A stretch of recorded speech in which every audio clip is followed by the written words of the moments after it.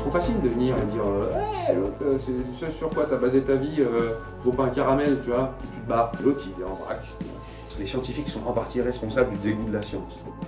Et si on s'empare pas de ce problème-là, s'il y a encore des gens qui défendent des théories pseudo-scientifiques, plus sexy que nous, plus apéritifs que nous, plus engageants que nous, ça veut dire qu'on a raté le coche, quoi. Un programme rationaliste, à nous de le rendre sympa, quoi. Il n'y a pas besoin de rajouter du mysticisme dessus. Materialisme is beautiful.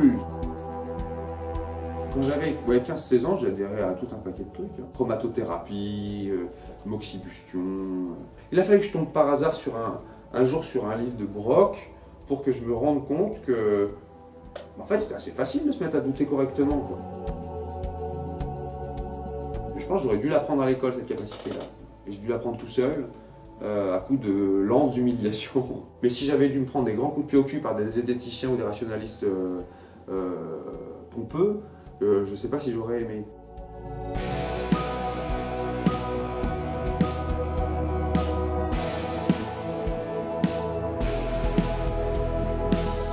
Il y a un marché de la croyance. Très tôt, il y a des clercs qui ont intérêt à ça.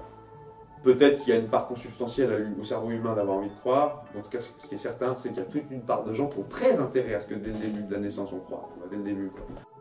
J'ai du respect pour les questions métaphysiques, tu vois, c'est les réponses qui m'emmerdent. Est-ce qu'on peut distinguer science et pseudoscience? C'est un vieux débat, hein, distinguer science et pseudoscience. Moi, j'ai tendance à penser que oui. Maintenant, j'imagine que vous voulez savoir comment, quoi. Il y a des indicateurs qui sont, je trouve, pas suffisants en tant que tels.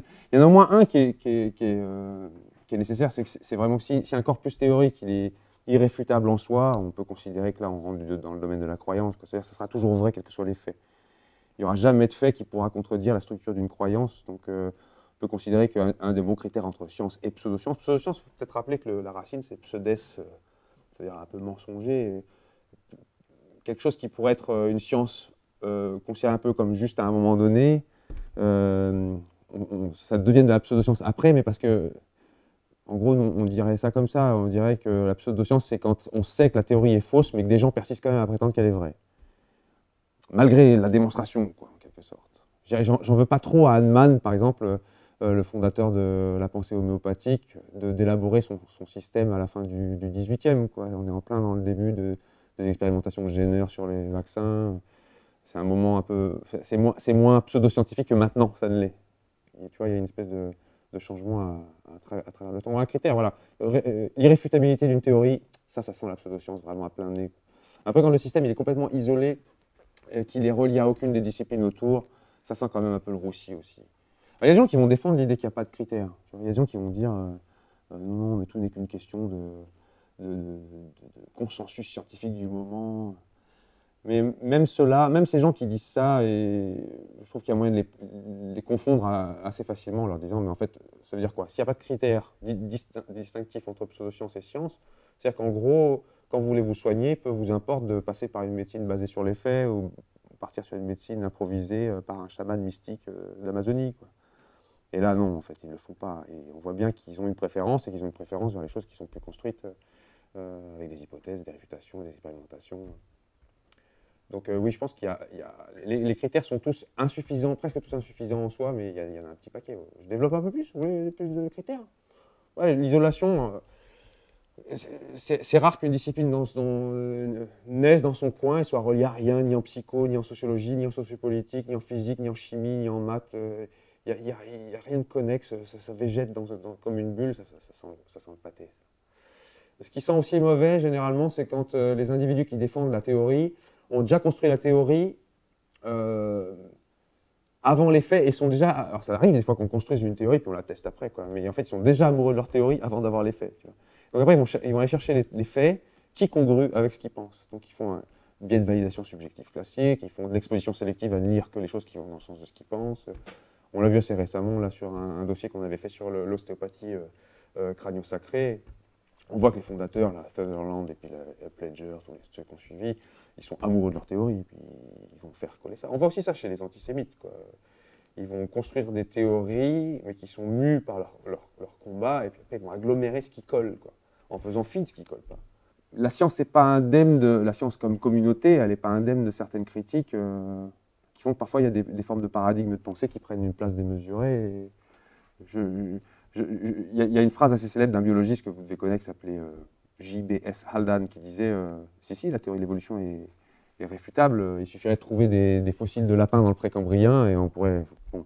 Je pense que même si un jour on trouvait des fossiles de lapins dans le précambrien, peu des évolutionnistes de maintenant laisseraient tomber la théorie de l'évolution.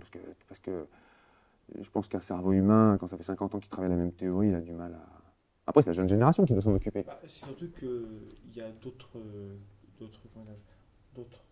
faisceaux d'indices qui mériteraient d'être réfutés avant qu'on abandonne l'hypothèse. Enfin, la théorie ne tient pas que sur les fossiles.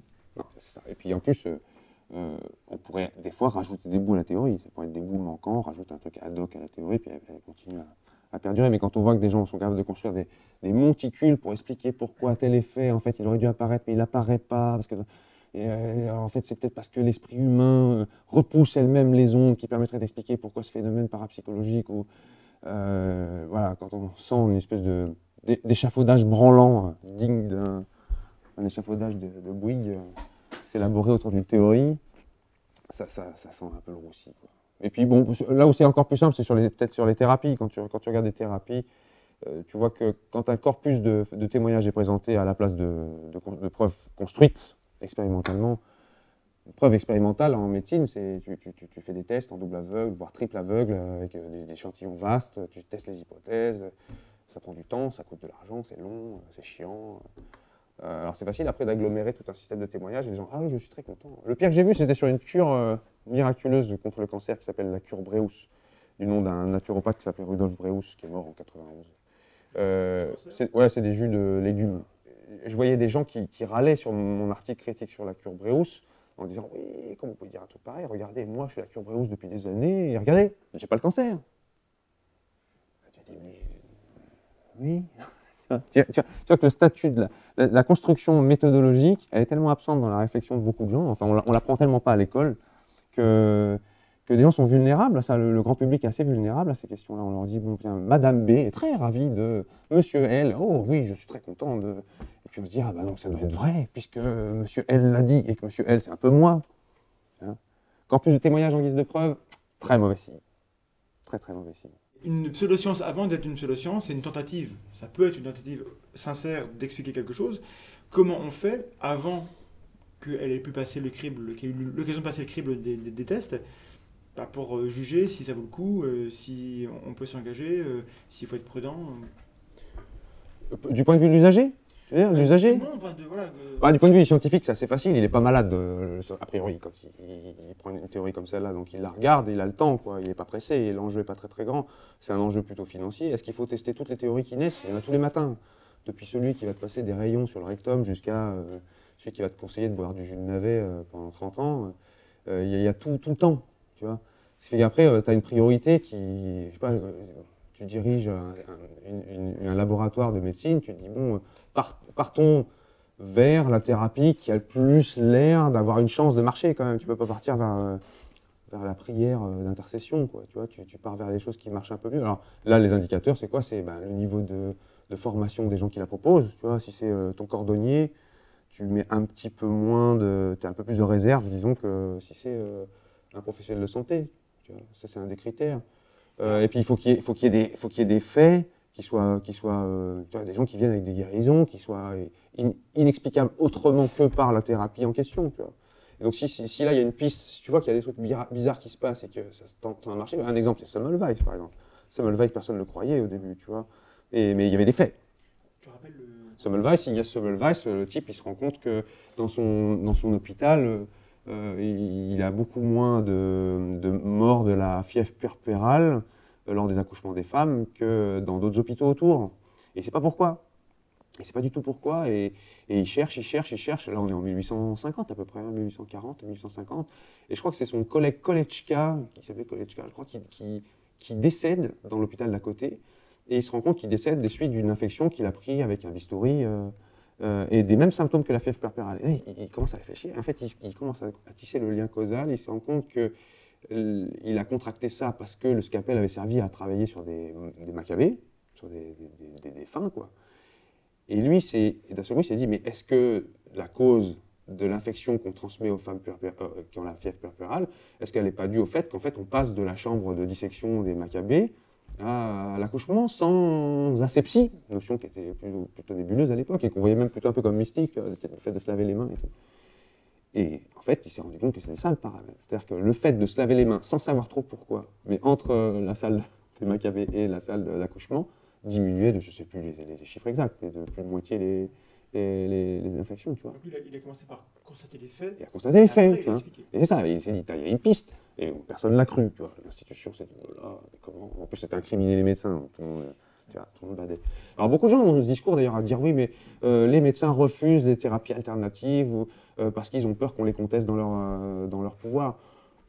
Je trouve que c'est une lecture qui est un peu facile, quoi. La plupart des médecins, ils aimeraient bien qu'on guérisse des trucs, tu vois. Et s'il y a une piste vers une thérapie alternative qui pouvait montrer une efficacité un peu factuelle, tu vois, moi, je jetterais dessus, ce serait génial, t'imagines, ce serait super.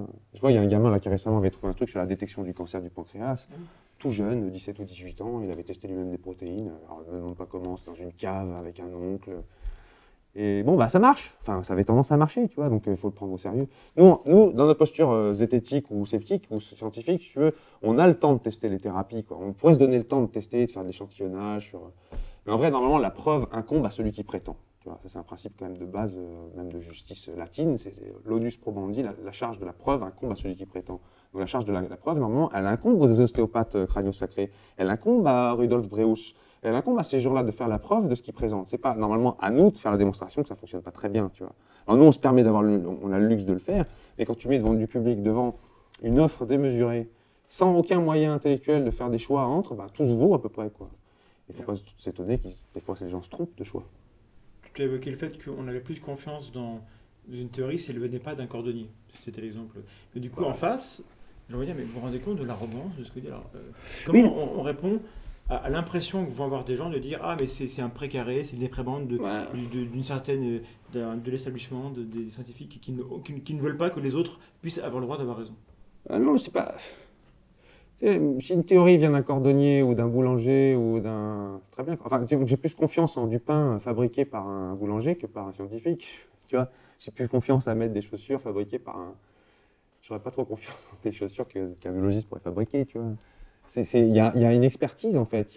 Tu connais un peu l'histoire de ta discipline, tu connais les essais, les erreurs, tu connais les choses qui sont plus ou moins possibles. Alors, c'est vrai que des fois, il arrive, mais c'est assez rare, hein, des gens qui viennent et qui contredisent un postulat de départ, et puis d'un seul coup, ils se révèlent qu'ils ont raison. Mais ce n'est pas des mauvais, généralement, dans leur domaine. Ils connaissent le domaine. Tu vois, pour se permettre d'être un Einstein, bah, faut juste être bon en physique, déjà, tu vois. Pour être un bon Galilée, il faut arriver à être bon en physique. Quand tu es un Darwin, tu ne peux pas te permettre de venir et pas connaître Lamarck, et pas connaître ceux d'avant. Ça n'arrive pas à quelqu'un qui, dans sa cave, révolutionne à plus forte raison maintenant. Je veux dire, en 1500 peut-être, mais maintenant, les connaissances sont tellement ramifiées que c'est tellement... La science, c'est comme un oursin, tu vois, avec plein de piquants qui s'allongent, hyper spécialisé. Donc non, il y a encore moins de chances qu'une thérapie géniale vienne d'un cordonnier qu'elle ne vienne d'un médecin, si tu veux. C'est juste, mais c'est un domaine d'expertise. C'est juste, ça fait 15 ans qu'ils bossent dedans, puis l'autre pas, c'est tout, quoi. C'est pas un problème de classe sociale, tu vois. C'est vraiment la manière dont c'est perçu, parce que les gens confondent les registres. Mais si un cordonnier qui fait de la médecine en cachette dans sa cave, j'aurais tendance à l'écouter, tu vois. Est-ce qu'il y a une nuance entre ce que les gens croient et ce que les gens croient qu'ils croient, ou disent qu'ils croient? Waouh. C'est des questions qui sont difficiles à trancher parce que il faudrait un échantillon vaste, il faut interroger les gens c'est qui, tu vois, est-ce que je suis dans les gens, est-ce que tu es dans les gens, est-ce qu'on est des gens, le grand public, tu veux dire, le grand public. Est-ce qu'il y a des études qui montrent qu'il y a un décalage, parce que souvent on va rationaliser une croyance en pensant qu'on croit quelque chose pour telle et telle raison qui ne sont pas vraies.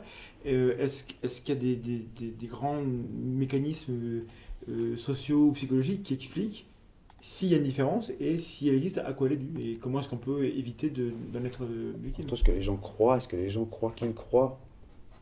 Si la question est conne, non, elle n'est pas conne du tout, c'est que j'essaie de ne pas faire le fast thinker et j'essaie de ne pas répondre aux questions pour lesquelles je ne suis pas compétent. Je pense qu'un psychologue serait plus compétent que moi pour le coup. Je peux juste peut-être dire que déjà entre la façon dont les gens la façon que les gens utilisent pour présenter les gens, mon échantillonnage de gens, tu vois. ils utilisent pour présenter leurs croyances, il y a souvent une sorte de biais de désirabilité sociale qui est très présent. C'est-à-dire qu'il y a des croyances qui sont plus à la mode que d'autres. Il y a des croyances. Si tu annonces un repas de famille que tu as été abducté par des extraterrestres, c'est pas sexy, tu vois. Par contre, si tu commences à te dire que tu connais un petit thérapeute, magnétiseur qui fait des trucs sympas, tu vois, ça passe mieux.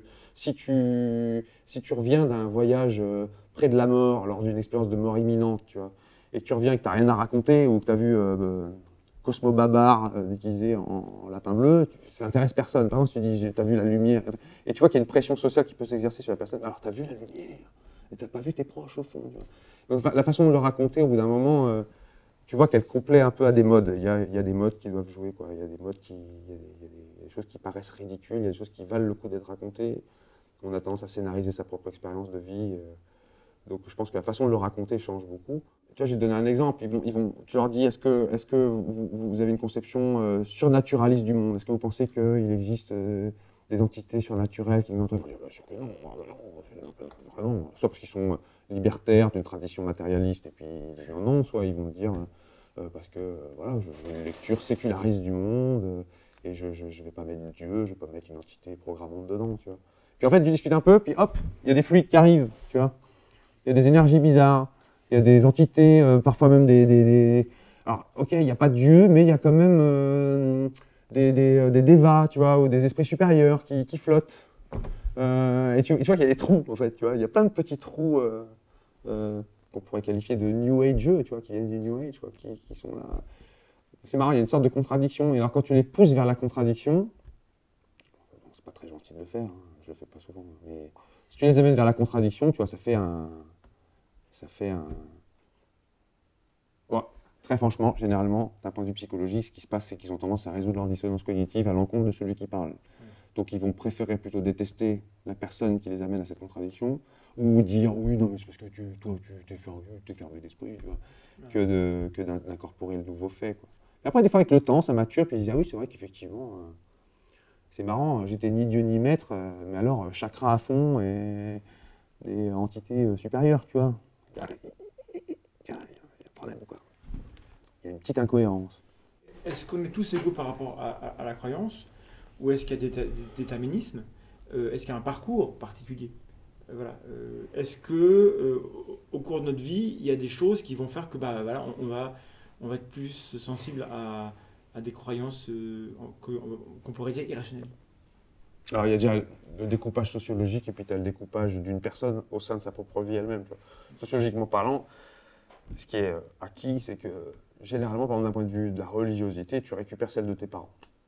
Donc, je sais plus de l'ordre, il y a des chiffres, hein, mais c'est 90% des gens qui croient en ce que leurs parents croyaient, tu vois. Donc là, tu vois que c'était pas un choix libéral qui était présenté de toutes les entités supérieures potentielles, tu vois. C'était vraiment. Donc tu vois que ça se mêle même après à la structure familiale, ça se mêle à la représentation des fêtes, de l'organisation sociale et tout. Donc après, c'est très très difficile de s'en défaire. Ce qui fait que, tu vois, même le mot croyance, en fait, il faut le découper, tu vois. Entre tu crois à ton thérapeute du coin. Tu crois en l'astrologie ou encore à l'horoscopie, tu lis l'horoscope, tu dis ah, c'est cool ou alors c'est pas cool, je m'en fous.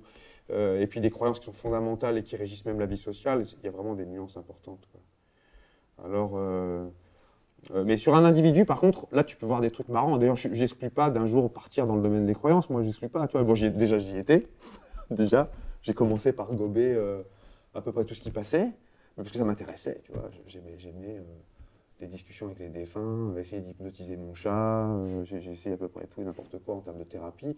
Et après, c'est en prenant des douches. Et puis, j'ai jamais trop eu honte de me prendre des douches intellectuelles. Au contraire, ça avait tendance à me busifier. Alors, je ne sais pas pourquoi, peut-être que tout le monde n'est pas comme moi. Mais... Donc, j'ai préféré passer de l'autre côté, regarder de manière critique à chaque fois que j'abordais un sujet. Mais par exemple, si un jour j'apprends que j'ai une maladie incurable, tu vois, et qu'il ne me reste plus beaucoup de temps à vivre, il est probable que les questions métaphysiques me reviennent en pleine gueule très vite, tu vois. Là, je vais me dire pourquoi moi, pourquoi maintenant, et pourquoi déjà, et où aller, tu vois, comme dirait Jacques Brel. Et là, les solutions simplistes vont peut-être me séduire parce que j'en baffe trop, tu vois, c'est trop dur, tu vois. Et je trouve que entre quelqu'un qui s'accroche à des croyances au moment où il est en train de passer l'arme à gauche et puis quelqu'un qui est en pleine santé, c'est pas tout à fait le même. C'est pas tout à fait la même chose. Donc je garantis pas qu'en mourant. J'espère que non, ça serait quand même la loose, quoi, qu'au dernier moment je me mette à adhérer Un machin bizarre, les études ouais, juste parce que je meurs. ont tendance à montrer que les athées ne deviennent pas croyants ou mourir. En revanche, l'angoisse existentielle accroît ce qu'on pense déjà. C'est-à-dire que si tu crois à la science, tu vas encore plus croire à la science. Enfin, croire, entre guillemets, et bien inversement, si tu crois à la science, c'est juste un renforcement du. Croire à la science. La science, elle ne te dit pas pourquoi tu es malade. Hein. Elle te dit juste, voilà, monsieur ou madame, vous êtes dans la courbe de Gauss, de la répartition du. Donc, ouais, je pense que sur même ne serait-ce qu'une trajectoire de vie, tu peux avoir des rapports à même une seule croyance très très différents. Mais de toute façon, le mot croyance en tant que tel, il n'est pas bien, quoi. Il recouvre tellement de choses différentes. Tu vois, moi, je crois que le monde ça vaut le coup d'essayer de faire quelque chose avec cette humanité, tu vois. C'est un axiome de base, tu vois. J'y crois, mais en fait, j'ai rien me prouve que ça vaut le coup. Peut-être qu'il faudrait qu'on hâte notre suicide, tu vois, je sais pas, tu vois. Je préfère penser ça parce que ça m'est plus pratique. Puis ça me permet de me projeter, puis de projeter une vie politique. Mais en vrai, ça, c'est une croyance, tu vois. Je crois qu'après la mort, il n'y a rien. C'est une croyance. Mais croire que. Tu vois, il y a des degrés, quoi. Le mot, il n'est pas bien foutu. Hein. Le mot, il est gigogne, ce mot. Qu'est-ce qui fait qu'un discours en particulier, une idée qui est mise, qui est rencontrée, elle va être séduisante, elle va être attractive, on va avoir envie d'y croire et on va avoir envie de promouvoir, de diffuser une croyance. Est-ce qu'il y a des ingrédients? J'ai une lecture assez évolutionniste de ça.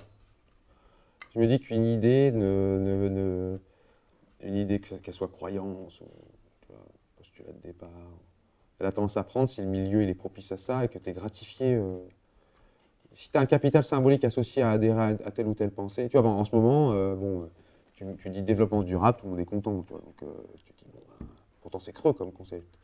Mais le milieu est propice à ça et tout le monde va te féliciter, tu vois. Humanitaire, c'est bien, tu vois, c'est bien. Tu vois. Les valeurs de la République, c'est bien, la laïcité, c'est bien. Tu vois. C'est des choses comme ça le milieu est propice à ça. Tu vois, on ne ferait pas faire une lecture darwinienne du processus, quoi. Et se dire, il y a des idées, par contre, qui sont, elles, pas très propices. Et je pense que qu'est-ce qui fait qu'une croyance a tendance à proliférer, le mot un peu négatif, quoi, mais à se répandre, c'est qu'elle apporte un capital symbolique à la personne qui la défend.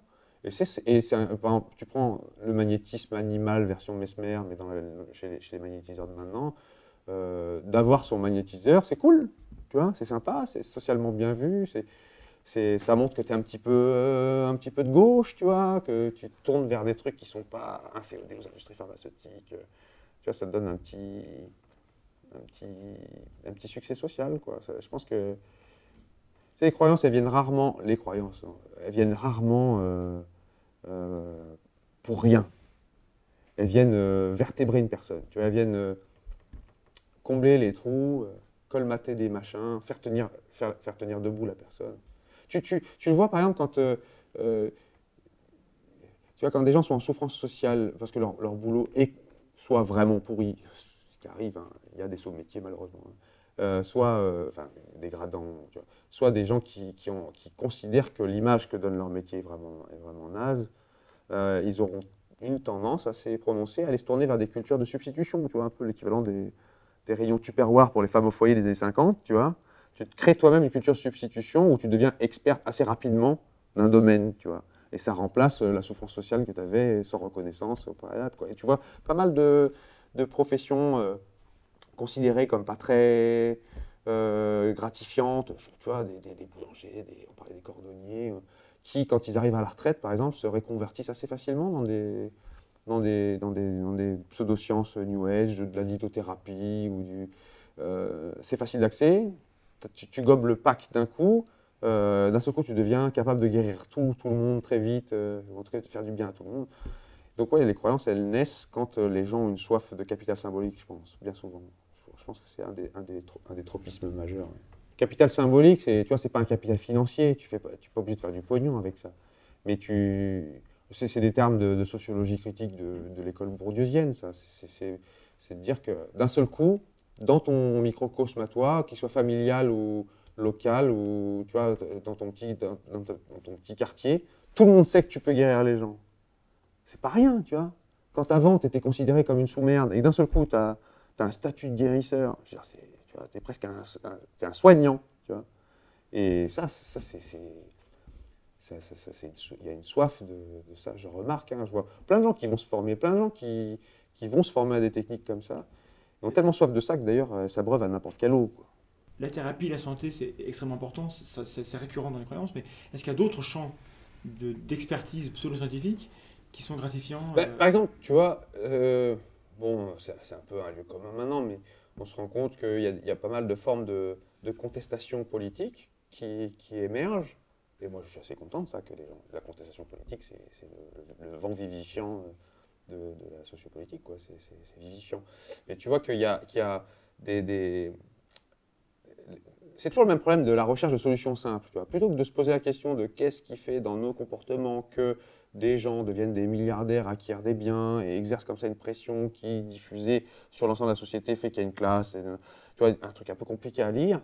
Tu vois que beaucoup de gens ont envie de se dire bon, bah, c'est la faute des Juifs, tu vois, ou c'est la faute des Américains. Tu vois, une solution simple, un truc facile, et c'est le terreau propice aux formes de scénario complotiste. D'un seul coup, c'est satisfaisant d'avoir une solution simple, ça donne quelque chose à combattre. Ce qui fait que tu as des gens qui vont s'emparer de ça pour se donner l'illusion de mener un vrai combat. Et c'est assez rigolo, enfin c'est assez rigolo, c'est en fait assez tragique. Tu vois, par exemple, il y a plein de sujets douteux sur la politique française, plein de sujets douteux. Tu vois, et il y a très peu de gens qui sont prompts à s'y pencher en France. Par contre, quand il s'agit de réouvrir les archives du 11 septembre, tu vois, tout le monde veut y aller, quoi. Pourquoi ? Parce qu'il y en a une qui est plus gratifiante que l'autre. Il y en a une qui est anti-américaine, qui est facilement appropriable. Et puis ici, tu veux bosser sur l'affaire Karachi, ça intéresse qui ? Personne. Tu as envie de bosser sur Clearstream, tu as que des ennuis, tu n'as pas de personne qui va te dire waouh. C'est un peu le même problème que quand tu vas faire de l'humanitaire et que tu vois, ça se vend bien, ça, l'idée que tu peux aller faire du soin en Afrique ou planter des puits. Mais quand tu te rends compte qu'en fait les vraies solutions, elles sont peut-être quand notre système politique à nous ne soutienne pas des gouvernements fantoches sur place, là il n'y a plus personne qui te gratifie. Donc, beaucoup de gens se tournent plutôt vers... Tu vois, je pense que c'est ça qui fait que les gens vont se tourner vers des croyances, même des croyances complotistes, parce que ça leur donne une solution, un combat politique immédiat. Tu vois, un truc facile à prendre. Tu vois. Des gens se tournent... Il y a pas mal de monde qui se tourne vers l'homéopathie, pensant que c'est une solution anticapitaliste, tu vois, que c'est une solution anti-industrie pharmaceutique. Mais c'est bizarre, Boiron, c'est l'archétype de l'industrie pharmaceutique capitaliste. L'archétype, quoi. Les patrons sont millionnaires, ils sont les frères Boiron, l'actionnaire Pierre Fabre, ils sont tous... C'est exactement ce qu'eux dénoncent, mais comme ils ne le savent pas trop, ils ont l'impression d'y voir une issue, tu vois. Donc hop, on s'embringue là-dedans en se disant « Ah, c'est cool, tu vois, là, on se bat contre la nasse scientifico-technologique en partant vers ça, sans se rendre compte qu'ils se font piéger, tu vois. C'est étonnant. » Est-ce qu'on croit plus ou moins qu'avant ? C'est marrant, tout le monde se pose cette question. J'ai envie de te dire, je ne suis pas compétent et je ne vois pas qui pourrait l'être, parce que de toute façon, la croyance, la notion est tellement floue que... Alors, je vais te répondre en plusieurs parties. La soif je me rappelle d'un auteur qui s'appelle Michel Rio. J'aime bien ce mec, moi. Je ne sais pas s'il est vivant encore, j'espère pour lui.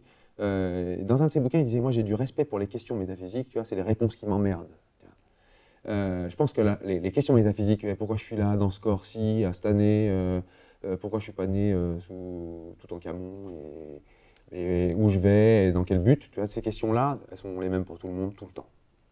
Tout le monde se les pose et il n'y a pas de réponse. Donc voilà, on peut aller poser des questions au clergé pour qu'ils nous fassent des bouts de réponse, mais il n'y a pas de réponse à ça.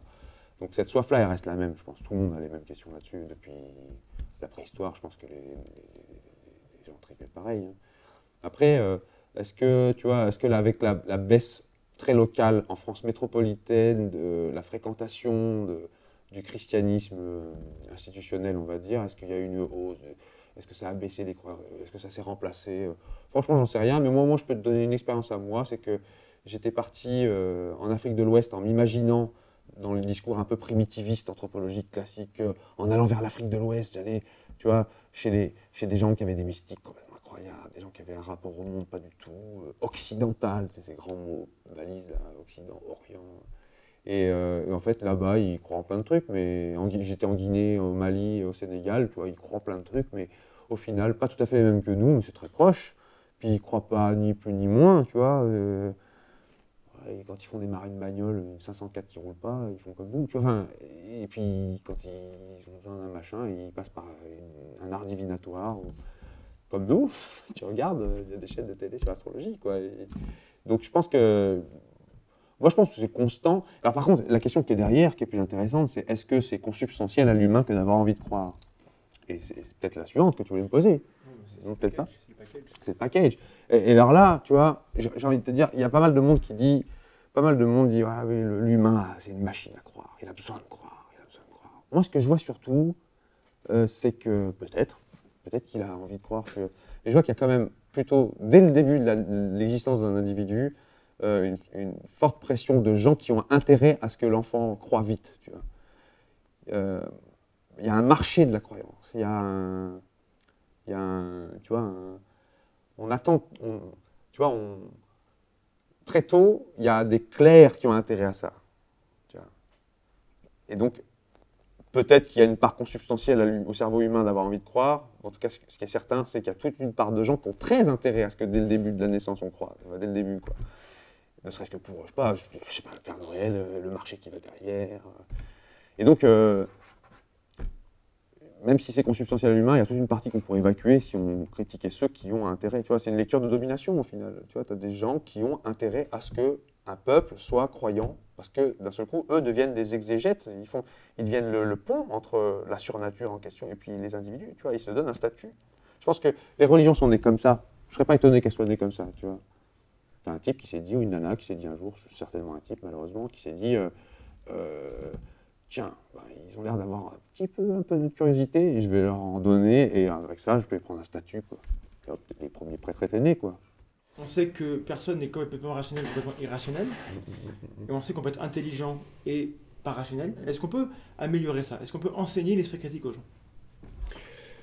Je fais le pari que oui, mais il nous manque de la documentation pour en être certain. Enfin, en tout cas, on voit qu'il y a des effets directs. Si on enseigne ça à des jeunes ou à des étudiants, par exemple, on voit qu'il y a des effets rapides, mais est-ce qu'à long terme, ça reste, tu vois? Quand je fais mes cours, par exemple, est-ce qu'un biais de raisonnement que j'explique aux étudiants, est-ce que 6 mois après, ils l'ont toujours? La réponse est probablement oui. Est-ce que 3 ans après, quand un homme politique leur fait le coup à la télévision, est-ce qu'ils arrivent à le détecter? J'en suis pas certain, j'aimerais bien en être sûr, tu vois. J'aimerais bien être certain que l'autodéfense s'acquiert et que ce soit comme le vélo, une fois que tu l'es,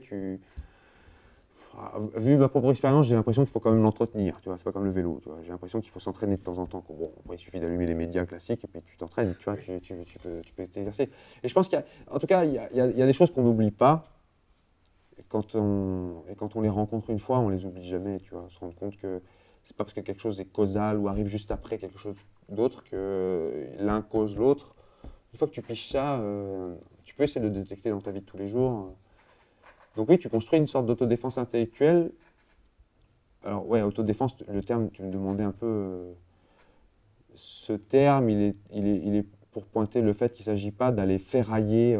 tu vois, cet imaginaire assez classique de ferrailler contre l'obscurantisme, aller être une lumière dans les ténèbres, d'être des chevaliers blancs contre je sais pas, les détraqueurs de Harry Potter. C'est pas l'imaginaire que j'ai, c'est plutôt... Il y a des sollicitations de partout, le marché cognitif est vaste, il y a plein de gens qui ont un intérêt direct à ce que telle ou telle croyance rentre dans la tête des gens et fasse un marché, tu vois, il y a un marché de ça. Même les médias adorent les poules aux œufs d'or du paranormal ou du bizarre, ils aiment bien entretenir ça. Et si on arrive à glisser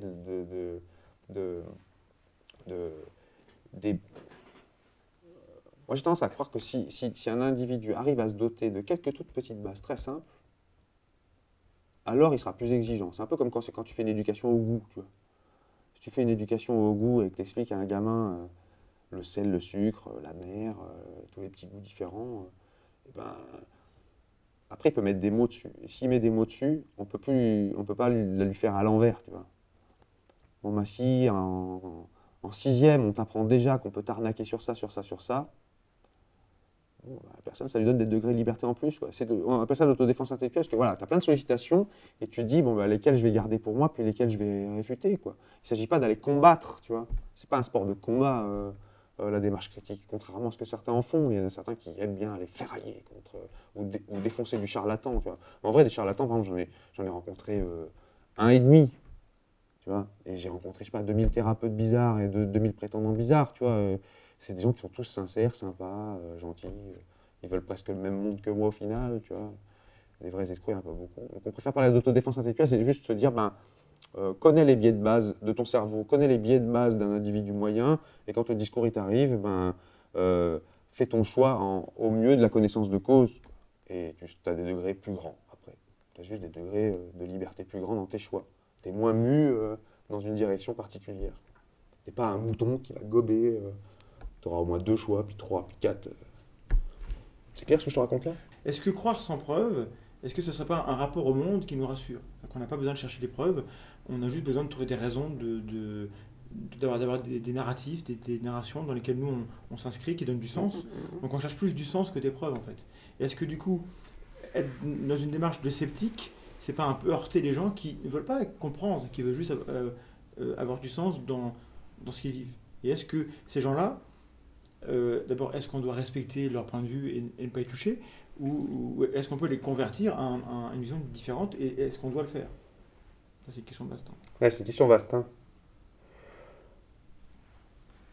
Je crois que c'était un type dans le monde diplomatique qui écrivait savoir coûte. Enfin, tu vois, savoir fatigue. Savoir, c'est un luxe de bourgeois, tu vois, c'est un luxe de quelqu'un qui a le temps, tu vois, c'est le luxe de quelqu'un dont c'est la profession, comme moi, ou comme dans une certaine mesure vous, tu vois. Mais c'est un luxe que tout le monde n'a pas, tu vois.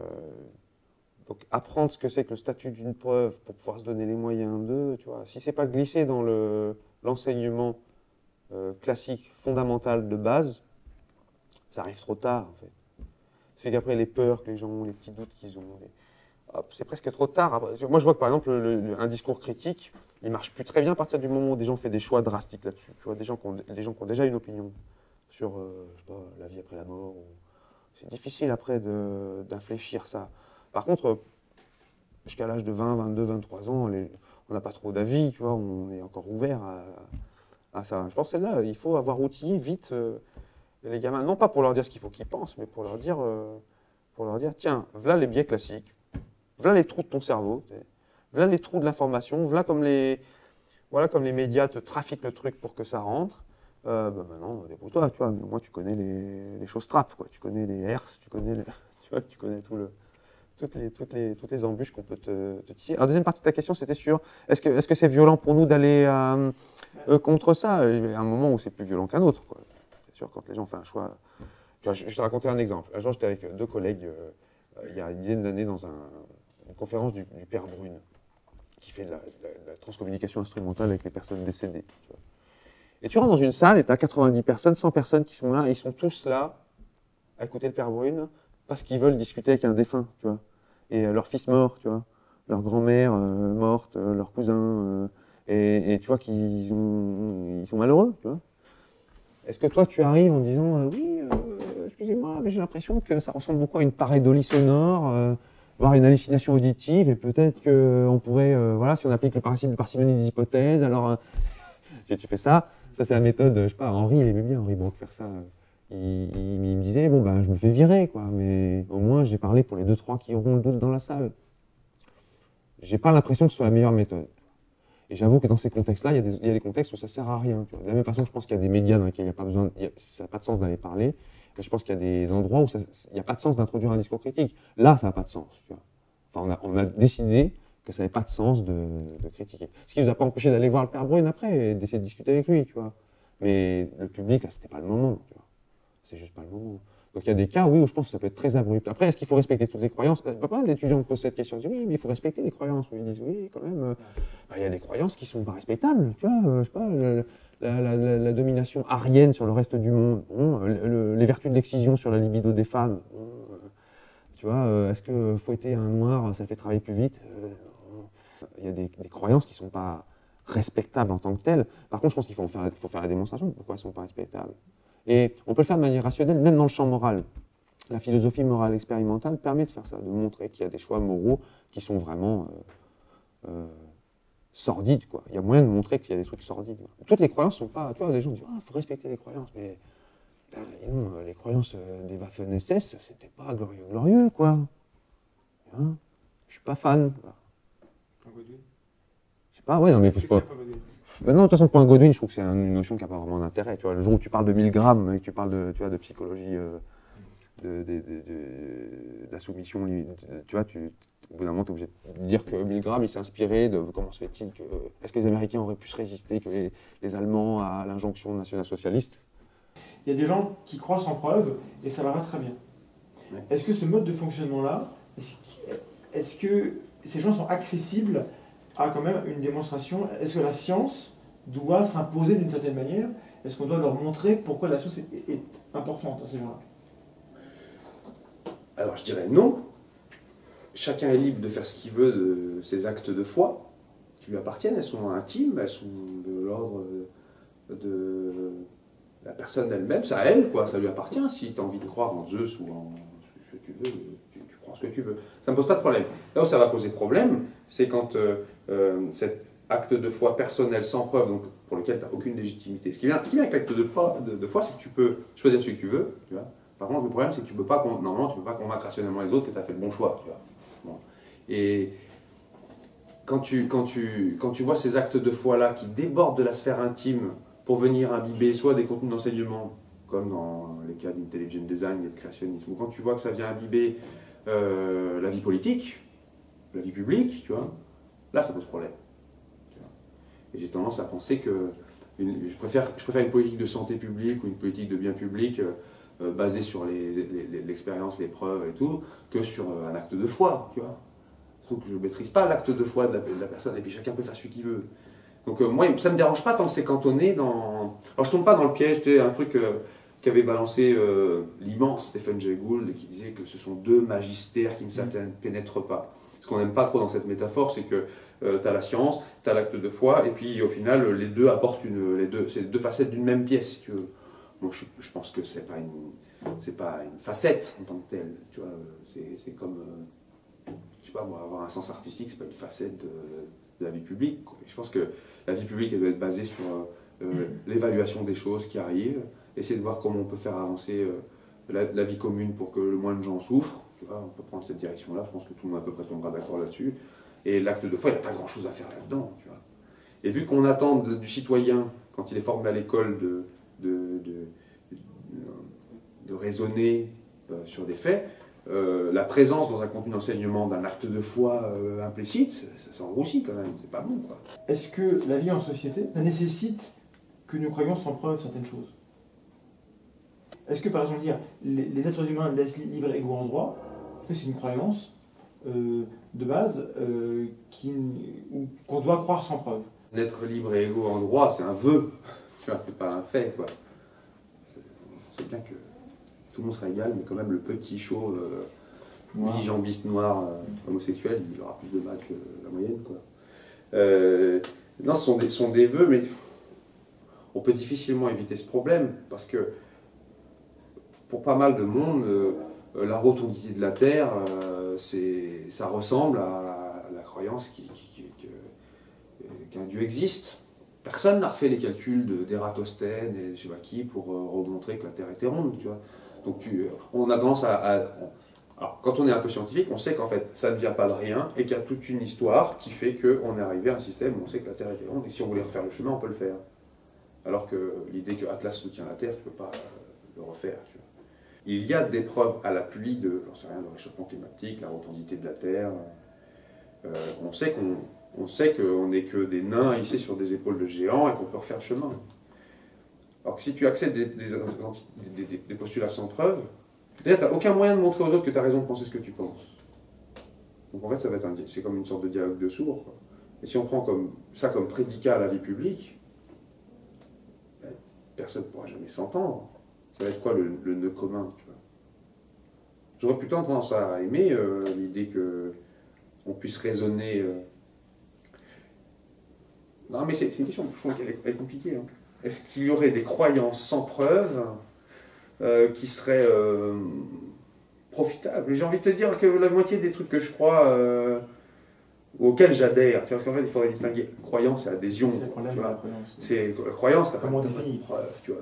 L'idée, moi, je parle plutôt d'acte de foi, tu vois. Là, tu dis, bon, ça existe sans preuve, heureux ceux qui croient sans avoir vu, puis t'es tranquille, tu vois. L'adhésion, t'adhères sur une base de... Non, je préfère regarder le monde tel qu'il est plutôt que de me bercer d'illusions. Comment tu t'y prendrais pour faire passer un discours irrationnel, faux, alors, quel que soit le domaine, politique, science, médecine. Voilà, c'est le evil qui est mon voisin. Tu fais appel au mal qui est en moi. Ce serait pas très compliqué, je pense. Je prendrais déjà comme premier point, je prendrais des questions métaphysiques auxquelles, évidemment, je vais répondre. Tu vois, le sens de la vie, pourquoi on est là, pour une projection sur le futur. Peut-être un truc un peu catastrophiste. Peut-être pas millénariste, grotesque, genre une fin du monde et tout ça, mais au moins, tu vois, une sorte de... un passage, une nouvelle ère, un truc...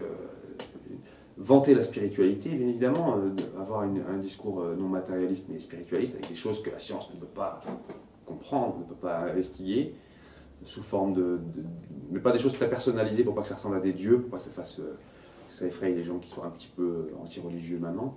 Je prendrais dans le New Age, dans sa façon qu'a le New Age d'agglomérer plein de théories bizarres et d'en faire corps, je prendrais des entités surnaturelles, mais je dis vraiment pas personnalisées, quoi, vraiment des flux.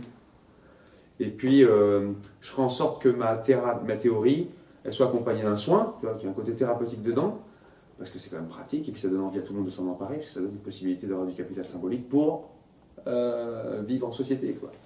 Et donc il y aura un soin avec ça, et j'y mettrai évidemment un combat politique très fort. Ça, c'est très séduisant pour des gens qui sont tristes de ne pas contribuer à la marche du monde. D'un seul coup, là, je leur offrirais un truc subversif, tu vois, subversif, une nouvelle économie, une nouvelle agriculture, une nouvelle...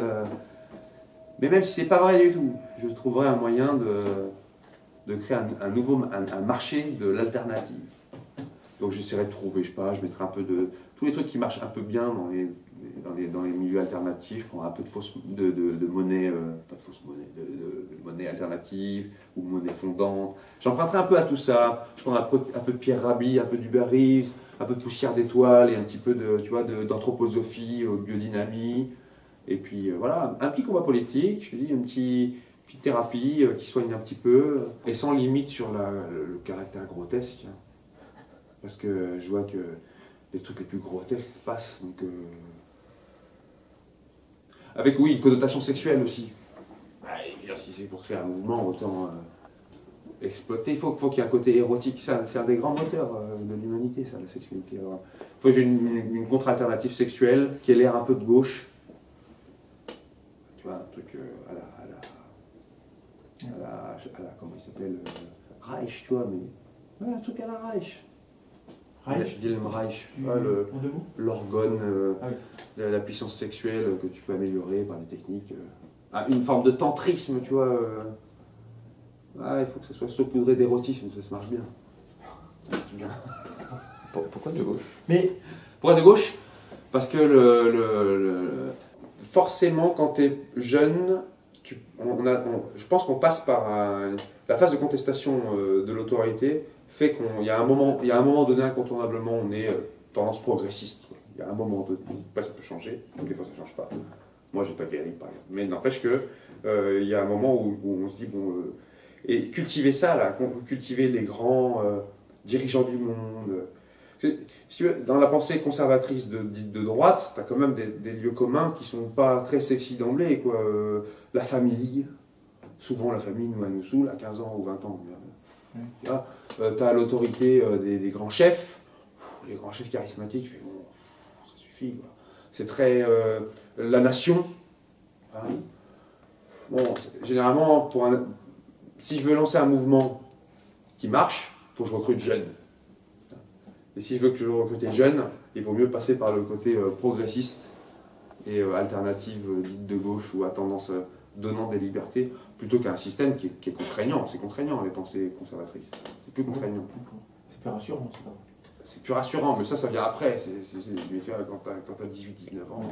Non, si je crée un mouvement, une dérive sectaire, je le fais avec des jeunes de 20 ans. D'où le côté sexuel. Oui. Non, mais c'est logique. Oui. Si à l'heure actuelle, on a une crise un peu de la parole scientifique, il y a un rejet, on voit par rapport au vaccin, on voit par rapport aux OGM, par rapport à même à l'évolution dans les écoles, il y a quand même un rejet de la parole scientifique. Dans quelle mesure c'est ou ça n'est pas à cause du monde scientifique et de sa manière de communiquer? Je suis assez d'accord avec ça. on a tendance à distinguer dans nos cours la science comme démarche, la science avec différents sens, le groupe social, et surtout la technopolitique. Qu'est-ce qui fait qu'il y a tant d'argent sur tel ou tel sujet? Qu'est-ce qui fait qu'il y a des bourses de thèse sur tel sujet, pas sur d'autres? Qu'est-ce qui fait qu'il y a des intérêts financiers qui poussent à la recherche en technologie sur certains trucs? Et c'est souvent avec ça que nos contemporains sont fâchés. Parce que le point culminant de ces problèmes-là, c'est les affaires du Vioxx, du Mediator, de la Dépakine, les trucs dégueulasses, les Protest-PIP, les industries pharmaceutiques qui afféodent complètement les médecins avec des visiteurs médicaux qui sont des propagandistes pour en parler, quoi. Et ça fout la nausée à tout le monde, ça, tu vois. Et de la même façon qu'ici, par exemple, on est un grand pôle nanotechnologique à Grenoble, et ça a un impact sur la vie publique, ça fait venir beaucoup de... Ça gentrifie la ville, quoi. Ça fait une hausse des loyers assez importante, ça a des impacts, quoi.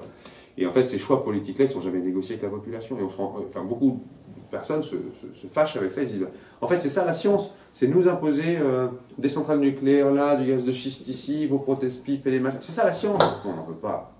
On n'en veut pas. Et donc, au nom de ce rejet-là, ils vont jeter le bébé qui est la démarche intellectuelle contraignante, qui essaie de dire des choses plus vraies que fausses sur ce monde. Ils vont la jeter avec ce dégoût. Et donc, je le vois, hein, c'est souvent ça. Oui, un jour, j'ai constaté ce problème-là, je me suis dit, bon, je me tourne vers des trucs mystiques ou introspectifs, ou je trouve au fond de moi-même mes raisons d'être.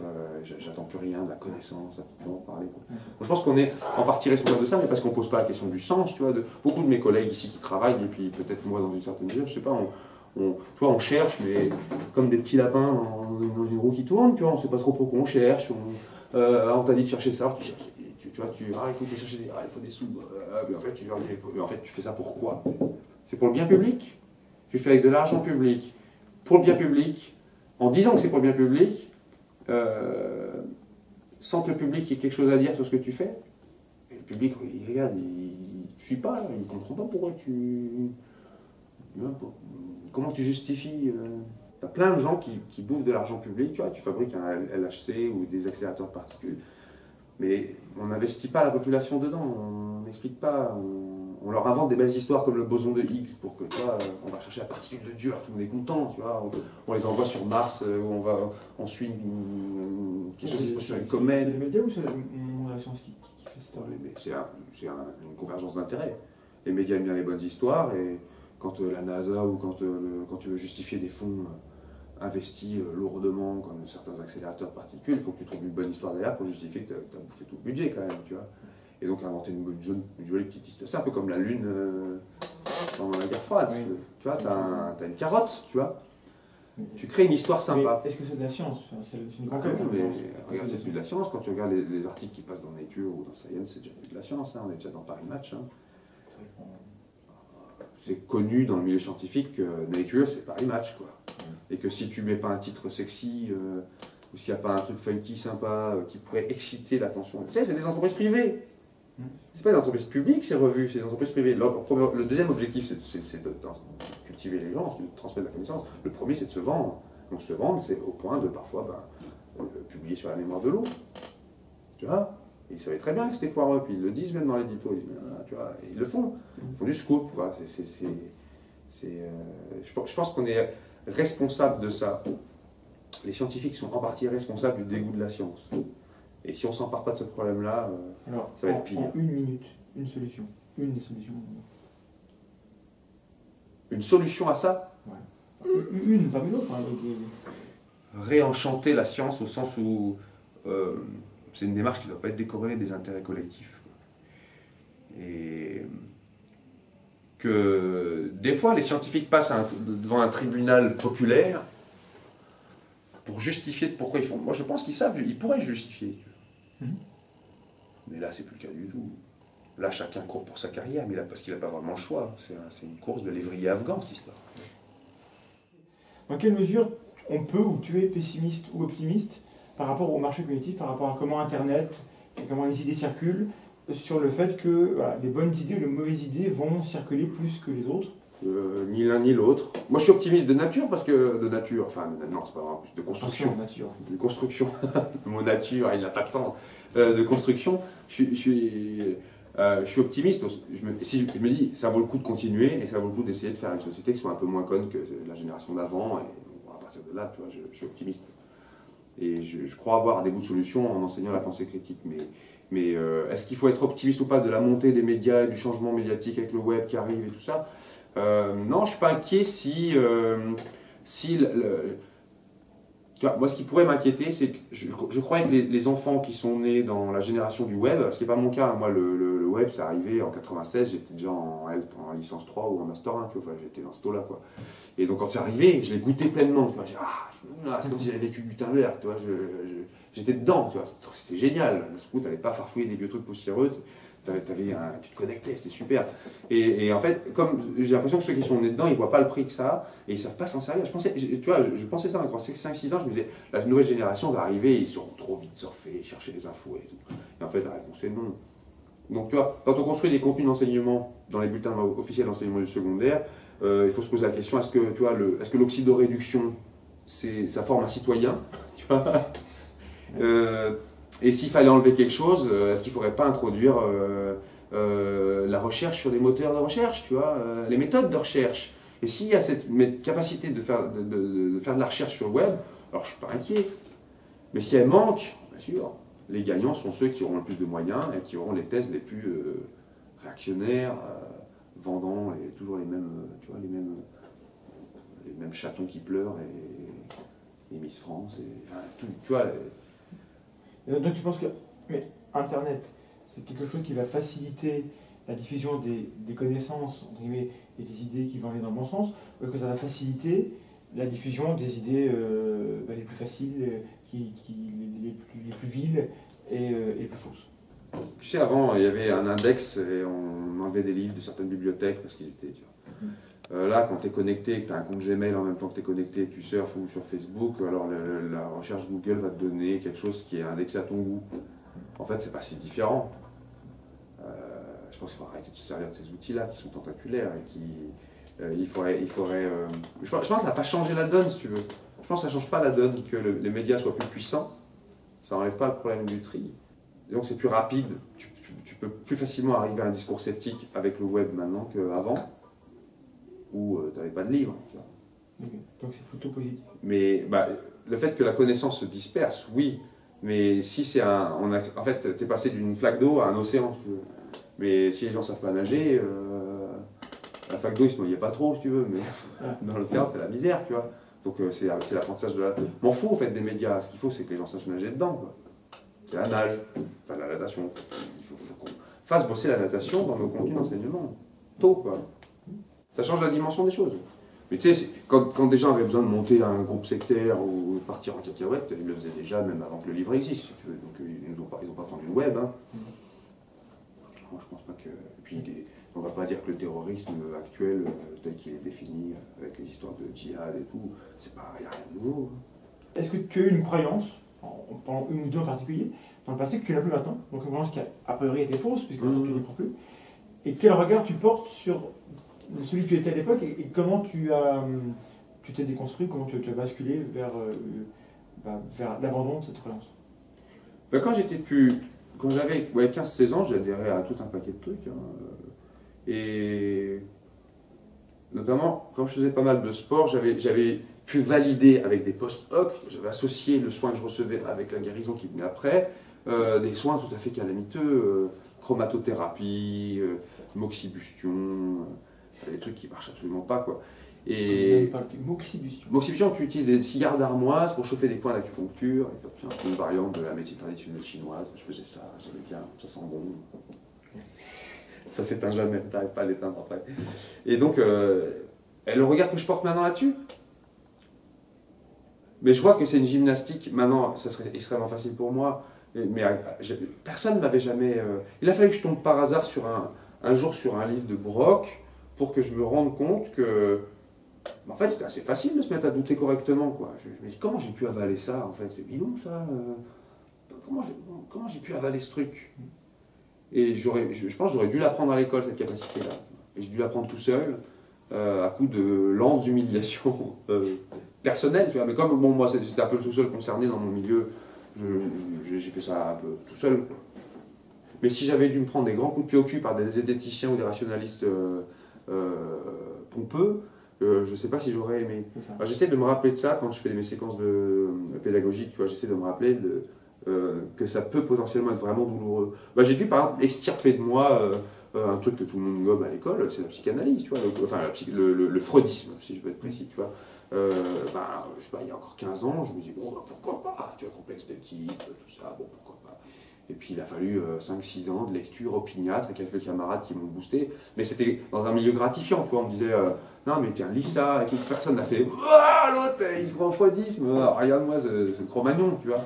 Et on a été doués avec moi. J'essaie de faire ça avec les étudiants, je me dis, bon, j'essaie d'être doux. C'est la question, du coup, peut-être un message que peut-être tu l'ignores, mais tu es une figure de la zététique en francophonie. Il y a beaucoup de gens qui se réfèrent à ton travail, notamment dans Grenoble, une sorte de rockstar, hein, volontairement ou involontairement là. Et donc. Rockstar. Non, mais c'est. Bon an, maintenant, voilà, il y a des autorités qui se construisent. Alors, c'est mieux quand elles sont légitimes. A priori, tu es quand même plutôt légitime, parce qu'on est venu te voir dans ces conférences pareilles. Ce message-là, dont je l'ai entendu, est-ce que peut-être tu peux l'élaborer? Quel conseil tu vas donner à quelqu'un qui veut dialoguer avec un tenant, un croyant? Mon conseil hyper simple, si on veut discuter avec quelqu'un qui adhère à quelque chose assez fortement, c'est d'abord, avant de discuter, avant de commencer même toute discussion, c'est d'abord de voir qu'est-ce que ça représente pour elle. Est-ce que c'est juste une petite béquille? Est-ce que c'est une décalcomanie? Est-ce que c'est carrément un visage de substitution? Qu'est-ce que ça représente pour elle, ça? Parce que tu as des gens qui vont lire l'horoscope et puis tu sais, c'est genre, tu vois, un bonbon et un mauvais goût, tu le jettes, tu vois. Mais il y a des gens pour qui ça va prendre toute la place, tu vois. Et donc, avant même de rentrer dans la discussion, voir ce que ça représente. Et ensuite, si on commence à fragiliser, si on veut rentrer dans une discussion avec cette personne, c'est pas du tout la même chose qu'à mettre en place. Parce que si tu touches à la colonne vertébrale de l'individu, il faut quand même que tu sois derrière pour le ramasser, quoi. C'est trop facile de venir et dire hey, l'autre, c'est sur quoi tu as basé ta vie, vaut pas un caramel, tu vois, puis tu te barres, tu vois. Et l'autre, il est en vrac, tu vois. Et enfin, probablement, il va te détester avant d'être en vrac, si tu veux, mais il y a une chance qu'il soit en vrac. Et je trouve pas ça très correct, moi. Il y a des cas où je pense que la croyance est tellement prise à l'intérieur de l'individu, elle est tellement consubstantielle à lui que il y a des cas où ça vaut même plus la peine de discuter, je pense. Il y a des cas où il vaut mieux apprendre à se taire. Je pense que quand on a dépassé un certain âge, non pas que les vieux ne changent pas d'avis, j'ai encore des contre-exemples récemment, mais c'est que plus on est vieux, plus le cerveau il a tendance à s'accoutumer à ce modèle de pensée, quoi. Et c'est encore plus dur d'en changer. J'ai une escalade d'engagement et de temps qui prend la tête. Il y a des cas, faut lâcher l'affaire, je pense. Par contre, nos jeunes générations, eux, ils demandent qu'à savoir, ils demandent qu'ils sont curieux, tu vois, ils ont encore envie de se faire un avis. C'est à eux que je veux m'adresser. Je pense qu'il faut pas perdre de temps avec des anciens, s'ils sont perclus de vieilles idées. Donc, faut pas être dans la croisade. À la croisade, non. Déjà une croisade, les croisades. Il y a des gens du côté des sceptiques qui vivent ça, peut-être parce qu'ils se sont convertis récemment, donc du coup ils ont aussi besoin d'être dans une sorte de combat contre les croyances. Ça peut se justifier, il y a des vraies raisons de combattre les croyances, mais malgré tout, il faut pas être sur tous les fronts. Ça. Donc, des fois tu peux avoir la rage parce que tu as ton frère ou ta soeur ou ta mère qui est morte d'une thérapie moisie proposée par un obscur type, tu vois. Là, je peux comprendre, tu vois. Moi, c'est pas mon cas. Hein. Moi, je pars du principe que s'il y a encore des gens qui défendent des théories pseudo-scientifiques et qui restent plus sexy que nous, plus apéritifs que nous, plus engageants que nous, ça veut dire qu'on a raté le coche, quoi. À nous de rendre la lecture, une lecture rationaliste du monde sympa, quoi. Une lecture matérialiste où tu te dis, bon, tout n'est que matière, aux propriétés émergentes de la matière, donc qu'est-ce qu'on fait maintenant? Matérialiste is beautiful, tu vois, il faudrait qu'on arrive à rendre ça fun, que les gens. Si le public se tourne vers les machins New Age, c'est que nous, descripteurs du monde, on a manqué le coche de quelque chose, tu vois. Et donc, faisons rêver, quoi. C'est cool d'être rationaliste, tu vois. C'est pas embêtant, c'est pas triste, et on a des émotions plein, tu vois. Et en plus, on n'est pas rationnaliste tout le temps, on rentre chez soi et on devient amoureux, pas en cacahuète, mais un programme rationaliste, à nous de le rendre sympa, quoi. Il n'y a pas besoin de rajouter du mysticisme dessus.